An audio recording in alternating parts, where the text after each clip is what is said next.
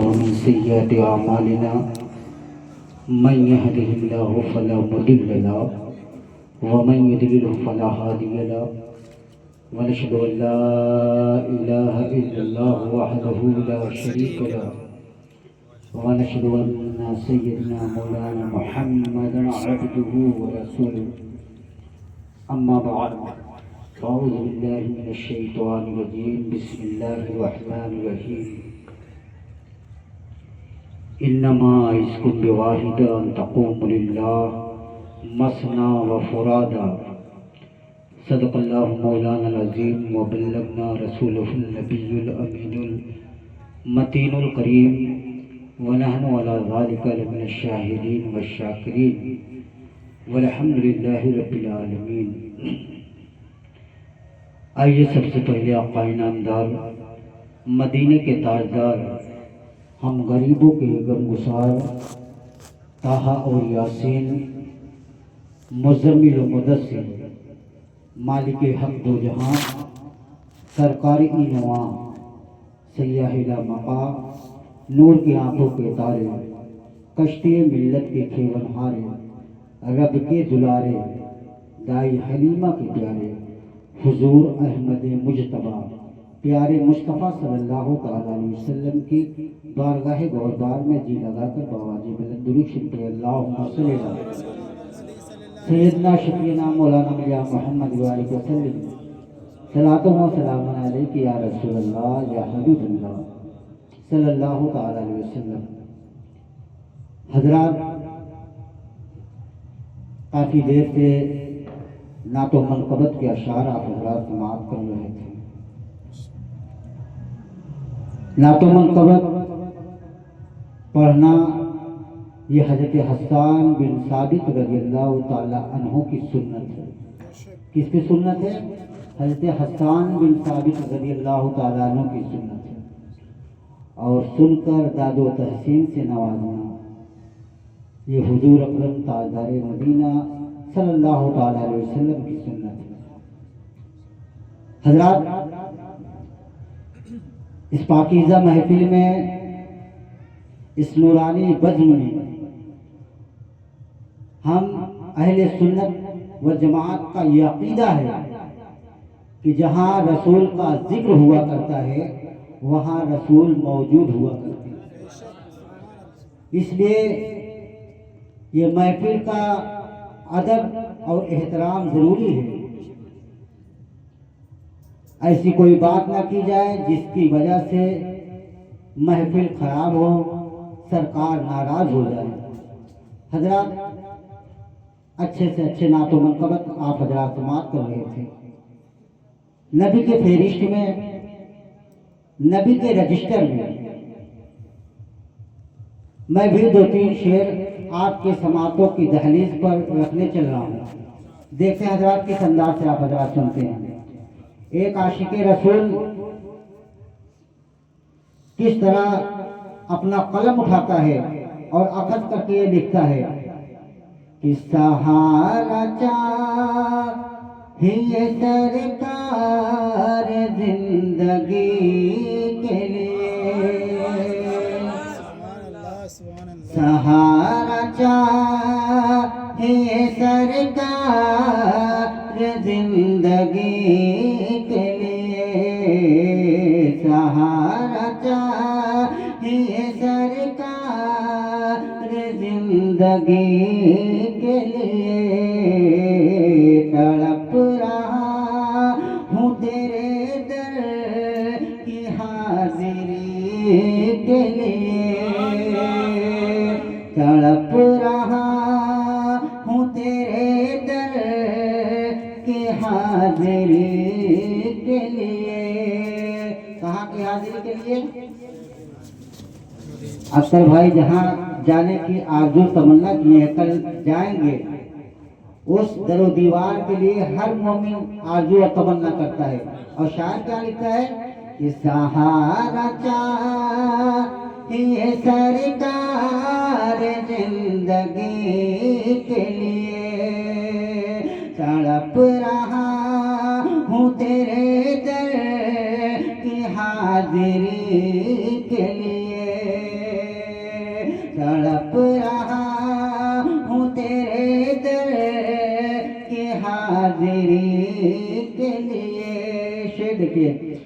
خدا ایسا کوئی انتظام ہو جائے، خدا ایسا کوئی انتظام ہو جائے، خدا ایسا کوئی انتظام ہو جائے، سلام کے لیے حاضر غلام ہو جائے، سلام کے لیے حاضر غلام ہو جائے، سہارا چاہیے سرکار زندگی کے لیے، تڑپ رہا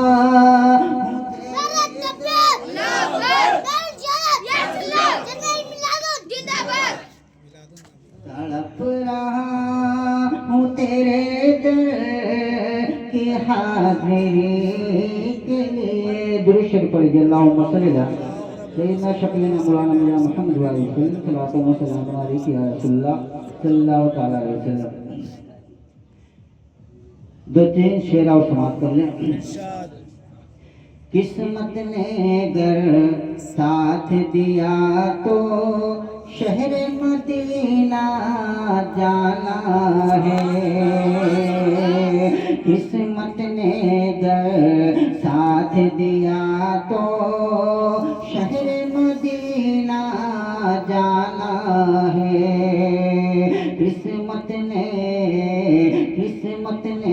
گر ساتھ دیا تو شہر مدینہ جانا ہے، اور گنبد خضرا کے جلووں سے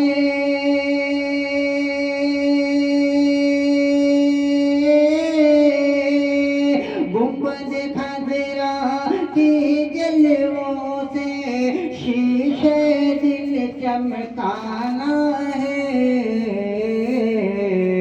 قسمت نے گر ساتھ دیا تو شہر مدینہ جانا ہے، قسمت نے گر ساتھ دیا تو شہر مدینہ جانا ہے۔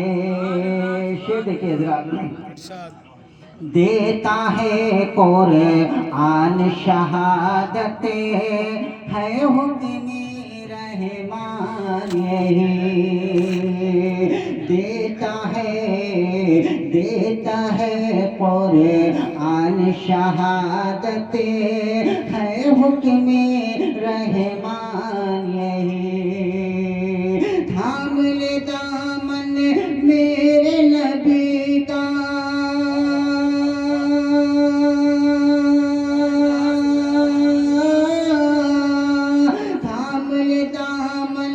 میرے نبی کا خلد میں جس کو جانا ہے، قسمت نے گر ساتھ دیا تو شہر مدینہ جانا ہے، قسمت نے گر ساتھ دیا تو شہر مدینہ جانا ہے۔ اور شعر دیکھیے، اور قبر میں جب آئیں گے فرشتے کہہ دیں گے سرکار میرے، قبر میں جب آئیں گے فرشتے کہہ دیں گے سرکار میرے، سونے دو آرام سے اس کو،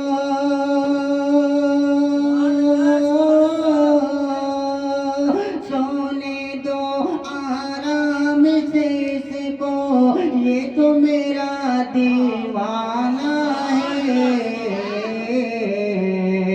قسمت نے گر ساتھ دیا تو شہر مدینہ بدلے گر ساتھ دیا تو شہر مدینہ جانا ہے. درود شریف پڑھیے. اللہم صلی اللہ اللهم صل على سيدنا مولانا محمد صلاۃ و سلام علیک یا رسول اللہ صلی اللہ تعالی علیہ وسلم. حضرات محترم،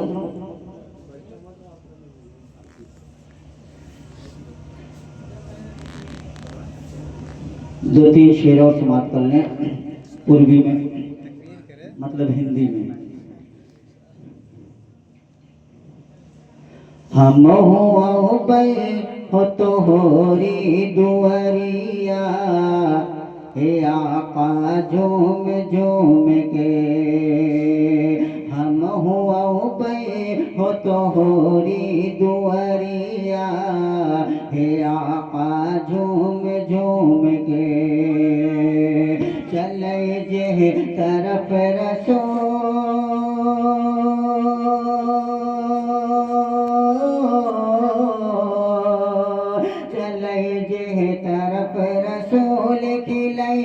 رحمتوں کے پھول. چلے چلے جہ طرف رسول پھولے رحمتوں کے پھول. چلے جہ طرف رسول کھلے رحمتوں کے پھول. چھل کے قدموں سے نوری گگریا ہے آقا جھوم جھوم کے.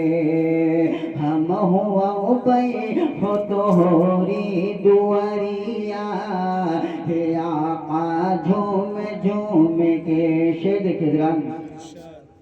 آپ رحمت تمام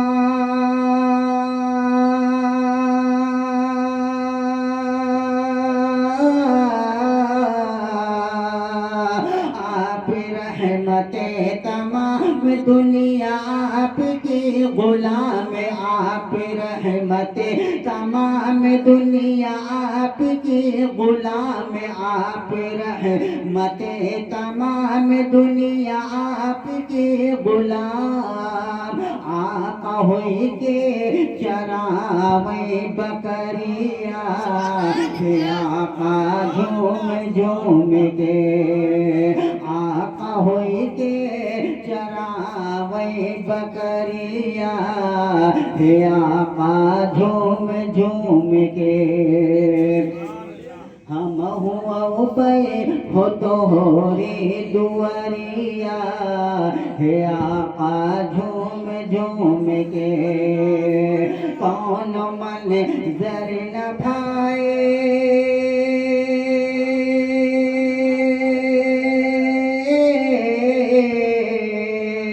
کون منظر نہ بھائے رنگ روپ لا سہائے. کون منظر نہ بھائے رنگ روپ لا سہائے. کون منظر نہ بھائے رنگ روپ لا سہائے. ٹھہری گنبد پہ جب سے نظریا ہے آقا جھوم جھوم کے.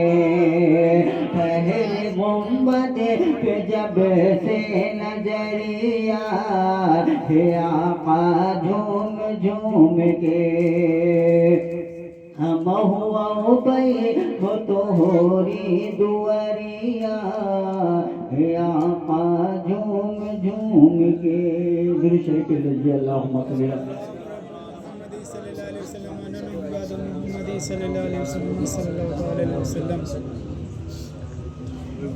ایک مرتبہ اور بابا جی بلند درود شریف پڑھیے. اللہم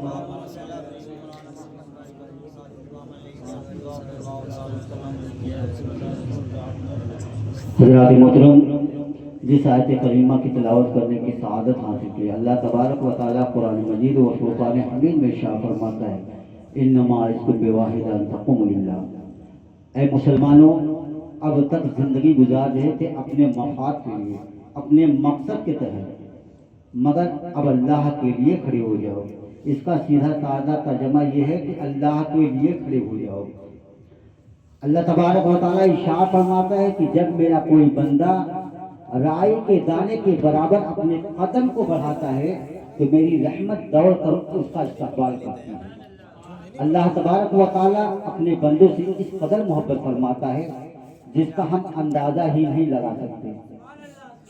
حضرات محترم، مثال کے طور پر ایک بچہ ہو، ناتواں ہو، کمزور ہو، اس میں چلنے کی تاب و طاقت نہیں ہے، اس میں کھڑے ہونے کی تاب و طاقت نہیں ہے، مگر باپ اس کا انگلی پکڑ کر چلانے کی کوشش کرتا ہے، اور جب بچے کا پیر زمین پر جمنے لگتا ہے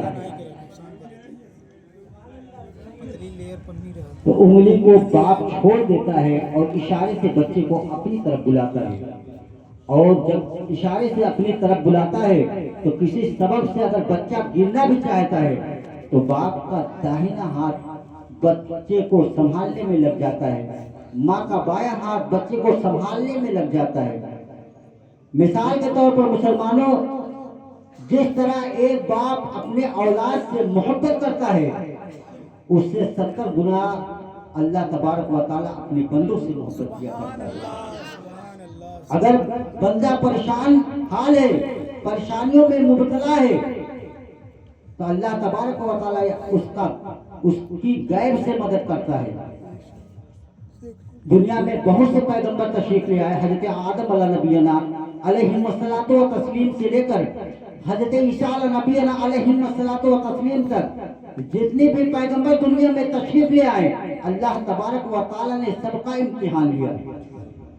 جب حضرت ابراہیم علیہ نبینا علیہ الصلوۃ و تسلیم کو دنیا میں بھیجا تو کس کے مقابلے میں بھیجا؟ نمرود کے مقابلے میں بھیجا۔ حضرت ابراہیم علیہ الصلوۃ و تسلیم جب اسلام کا مہم چھیڑا، اسلام کا پرچار کرنا شروع کیا، تو جو نمرود تھا وہ تیش میں آتا ہے، غصے میں آتا ہے، ایک آتش کدا کھو جاتا ہے اور اس میں 70 برس تک لکڑیاں ڈالتا ہے، اور جب اس میں آگ لگائی گئی، جب اس کے آگ کے شعلے آسمان سے باتیں کرنے لگی، تو اسی آگ میں حضرت ابراہیم علیہ نبینا علیہ الصلوۃ و تسلیم کو ڈالا گیا۔ جیسے ہی حضرت ابراہیم علیہ نبینا علیہ الصلوۃ و تسلیم کو آگ میں ڈالا گیا، اللہ تبارک و تعالیٰ عرش معلیٰ پر بیٹھ کر یہ کرشمہ دیکھ رہا تھا۔ اللہ تبارک و تعالیٰ ارشاد فرماتا ہے اے جبرائیل، تمہیں سدرہ پہ ٹھہرنے کا حکم نہیں ہے، تم میرے خلیل کی بارگاہ میں چلے جاؤ اور فرماؤ حل لکم حاجۃ یا ابراہیم، اگر آپ کی کوئی حاجت ہو تو بیان کیجئے۔ حکم کے مطابق جبریل امین حضرت ابراہیم علیہ نبینا علیہ الصلوۃ و تسلیم کی بارگاہ میں حاضر ہوتے ہیں اور عاجزی پیش کرتے ہیں، انکساری پیش کرتے ہیں۔ اللہ تبارک و تعالیٰ نے آپ کو سلام و پیام کہا ہے اور فرمایا حل لکم حاجۃ یا ابراہیم، اگر آپ کی کوئی حاجت ہو تو بیان کیجئے۔ اللہ کے پیارے خلیل حضرت ابراہیم علیہ نبینا علیہ الصلوۃ و تسلیم ارشاد فرماتے ہیں کہ اے جبرائیل، مجھے حاجت تو ہے مگر تم سے حاجت نہیں ہے، مجھ کو میرے رب سے حاجت ہے۔ حضرت ابراہیم علیہ نبینا علیہ الصلوۃ و تسلیم نے امت مسلمہ کو یہ درس دے دیا، یہ عبرت دے دیا، یہ نصیحت کر دیا کہ اے مسلمانوں، اگر تمہارے اوپر کوئی پریشانی آ جائے، تمہارے اوپر کوئی مصیبت آ جائے تو اللہ کے گھر کی طرف رجوع کر لینا۔ اللہ تبارک و تعالیٰ قرآن میں ارشاد فرماتا ہے وَإِن يَمْسَسْكَ اللَّهُ بِضُرٍّ فَلَا كَاشِفَ لَهُ، اگر اللہ کسی پر مصیبتیں بھیجنا چاہے تو کون ہے اس کی مصیبتوں سے چھٹکارا دلائے؟ اللہ آگے ارشاد فرماتا ہے اللہ، وہی اللہ ہے جو اللہ مصیبتیں بھیجتا ہے، وہی اللہ مصیبتیں ٹالتا بھی ہے۔ اللہ تبارک و تعالیٰ اپنے بندوں سے کس قدر محبت کرتا ہے اس کا ہم اندازہ ہی نہیں لگا سکتے۔ مثال کے طور پہ دو دوست ہوں، اگر ایک دوست سے کوئی خطا ہو جاتی ہے، گناہ ہو جاتا ہے، گناہ سب سے ہو جاتی ہے، اگر وہ پلٹ کر آنا بھی چاہے کہ مجھ سے خطا ہو گیا، مگر وہ ماننے کے لیے تیار نہیں ہوتا ہے، مگر اللہ تبارک و تعالیٰ کتنا رحیم و کریم ہے، بندہ ہزاروں گناہ کرتا ہے، کروڑوں گناہ کرتا ہے، مگر نادم ہو کے جاتا ہے، عاجزی پیش کرتا ہے، انکساری پیش کرتا ہے، تو اللہ تبارک و تعالیٰ یہ نہیں فرماتا تو بہت بڑا گناہ گار ہے، تو بہت بڑا خطا کار ہے، میں تیرے گناہوں کو نہیں بخشتا، بلکہ اللہ تبارک و تعالیٰ قرآن میں ارشاد فرماتا ہے ان اللہ تواب رحیم، بے شک اللہ توبہ کرنے والے سے محبت ہوگا۔ اللہ تبارک و تعالیٰ اپنے بندوں سے کس قدر محبت فرماتا ہے۔ جس کا ہم اندازہ ہی نہیں لگا سکتے، مگر ہمارا حال کیا ہے کہ ہم نماز سے کوسوں دور ہیں۔ اللہ تبارک و تعالیٰ کے پیارے محبوب حضور اکرم تاجدار مدینہ صلی اللہ تعالیٰ علیہ وسلم ارشاد فرماتے ہیں قرۃ عین فی الصلاۃ، نماز میری آنکھوں کی ٹھنڈک ہے۔ دنیا میں بہت سی عبادتیں ہیں، بچوں کی پرورش کرنا بھی یہ ایک عبادت ہے، راستے سے کنکر اور پتھر ہٹا دینا یہ بھی ایک عبادت ہے، مظلوم کی مدد کرنا یہ بھی ایک عبادت ہے، لاچار کی مدد کرنا یہ بھی ایک عبادت ہے، مگر افضل العبادت کیا ہے؟ اقم الصلاۃ، نماز قائم کرو۔ اللہ کے پیارے محبوب تاجدار مدینہ راحت قلب سینہ صلی اللہ تعالیٰ علیہ وسلم ارشاد فرماتے ہیں قرۃ عین فی الصلاۃ، نماز میری آنکھوں کی ٹھنڈک ہے۔ نماز ایک ایسی عبادت ہے، اگر حضور اکرم تاجدار مدینہ صلی اللہ تعالیٰ علیہ وسلم اگر زکوٰۃ کو اپنی آنکھوں کو ٹھنڈک کہا ہوتا تو جو صاحب نصاب ہوتا سال میں ایک مرتبہ زکوٰۃ ادا کرتا اور نبی آخر الزماں صلی اللہ تعالیٰ علیہ وسلم کی آنکھوں میں ٹھنڈک پہنچاتا۔ مگر نماز ایک ایسی عبادت ہے جو ہر لمحہ، ہر منٹ، ہر سیکنڈ ادا کی جاتی ہے۔ کہیں فجر کی نماز ادا ہو رہی ہے تو کہیں ظہر کی نماز ادا ہو رہی ہے، کہیں ظہر کی نماز ادا ہو رہی ہے تو کہیں عصر کی نماز ادا ہو رہی ہے۔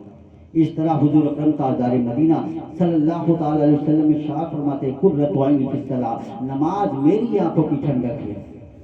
اللہ تبارک و تعالیٰ ارشاد فرماتا ہے قل ان کنتم تحبون اللہ فاتبعونی یحببکم اللہ ویغفر لکم ذنوبکم واللہ غفور رحیم۔ اللہ تبارک و تعالیٰ ارشاد فرماتا ہے اے محبوب آپ فرما دیجئے کہ میری اتباع کرے اور رسول اللہ صلی اللہ تعالیٰ علیہ وسلم کی اتباع کرے، پھر اللہ تبارک و تعالیٰ تمہارے گناہوں کو معاف فرما دے گا۔ اللہ تبارک و تعالیٰ کتنا رحیم و کریم ہے جس کا ہم اندازہ ہی نہیں لگا سکتے۔ حضرت موسیٰ علیہ نبینا علیہ الصلوۃ والتسلیم کی بارگاہ میں آئیے۔ حضرت موسیٰ علیہ نبینا علیہ الصلوۃ والتسلیم کی بارگاہ میں ایک عورت آتی ہے اور عرض کرتی ہے موسیٰ پیغمبر آپ اللہ کے نبی ہیں، آپ اللہ کے نبی ہیں، اللہ تبارک و تعالیٰ کیا میرے گناہوں کو معاف فرما دے گا؟ یہ کون کہہ رہا تھا؟ حضرت موسیٰ علیہ السلام سے ایک عورت کہہ رہی تھی کہ اے موسیٰ پیغمبر اللہ تبارک و تعالیٰ کیا میرے گناہوں کو بخش دے گا، میرے خطاؤں کو بخش دے گا؟ اللہ تبارک و تعالیٰ موسیٰ علیہ نبینا علیہ الصلوۃ والتسلیم عرض کرتے ہیں اے عورت اللہ تبارک و تعالیٰ رؤوف رحیم ہے، وہ تمہارے گناہوں کو بخش دے گا۔ وہ عورت کہنے لگے اے موسیٰ پیغمبر اللہ تبارک و تعالیٰ میرے گناہوں کو نہیں بخشے گا۔ حضرت موسیٰ علیہ نبینا علیہ الصلوۃ والتسلیم بار بار اس عورت سے اصرار کرتے رہے، بار بار پوچھتے رہے، مگر وہ عورت بتانے کے لیے راضی نہ تھی۔ حضرت موسیٰ علیہ السلام جلال میں آئے اور فرمایا اے عورت بتا تو ایسا کون سا گناہ کی ہے جسے اللہ تبارک و تعالیٰ تیرے گناہوں کو نہیں بخشے گا؟ وہ عورت کہنے لگی اے موسیٰ پیغمبر سنو، میں نے زنا کرائی اور زنا سے جو بچہ پیدا ہوا اسے میں قتل کر ڈالی۔ اتنا کہنا تھا کہ حضرت موسیٰ علیہ نبینا علیہ الصلوۃ والتسلیم کی آنکھیں سرخ ہو جاتی ہے اور اپنے مکان سے اس عورت کو بھگانے لگتے ہیں۔ اللہ تبارک و تعالیٰ عرش معلیٰ پر بیٹھ کر یہ کرشمہ دیکھ رہا تھا۔ جبریل امین کو حکم دیا اے جبرائیل موسیٰ کی بارگاہ میں چلے جاؤ اور میرا سلام و پیام کہہ دو اور فرماؤ اے موسیٰ پیغمبر اس ظالمہ اور قاتلہ عورت سے بڑا گنہگار شخص کو نہیں دیکھا ہے۔ اللہ تبارک و تعالیٰ کی بارگاہ میں حضرت جبریل آتے ہیں اور عرض کرتے ہیں اے پروردگار اے موسیٰ پیغمبر اللہ تبارک و تعالیٰ نے ارشاد فرمایا ہے کیا اس ظالمہ اور قاتلہ عورت سے بڑا گنہگار شخص کو نہیں دیکھا ہے؟ عرض کرنے لگے آسمان کی طرف حضرت موسیٰ علیہ نبینا علیہ الصلوۃ والتسلیم مخاطب ہوتے ہیں اور عرض کرتے ہیں پروردگار عالم اس ظالمہ اور قاتلہ عورت سے بڑھ کر گناہگار کون شخص ہو سکتا ہے؟ تو ندا آتی ہے اے موسیٰ پیغمبر سنو، اے موسیٰ پیغمبر سنو، جو جان بوجھ کر ایک وقت کی نماز کو قضا کر دے اس ظالمہ اور قاتلہ عورت سے بھی بڑھ کر گناہگار وہ شخص ہے۔ اللہ تبارک و تعالیٰ کے حضرت موسیٰ علیہ نبینا علیہ الصلوۃ والتسلیم عرض کرتے ہیں اس ظالمہ اور قاتلہ عورت سے بڑھ کر گنہگار شخص وہ ہے جو جان بوجھ کر ایک وقت کی نماز کو قضا کر دے۔ ہمارا تو ہفتوں بیت جاتا ہے جمعہ کی نماز میں بھی نہیں پہنچ پاتے۔ اللہ تبارک و تعالیٰ کے پیارے حبیب تاجدار مدینہ صلی اللہ تعالیٰ علیہ وسلم ارشاد فرماتے ہیں قرۃ عین فی الصلاۃ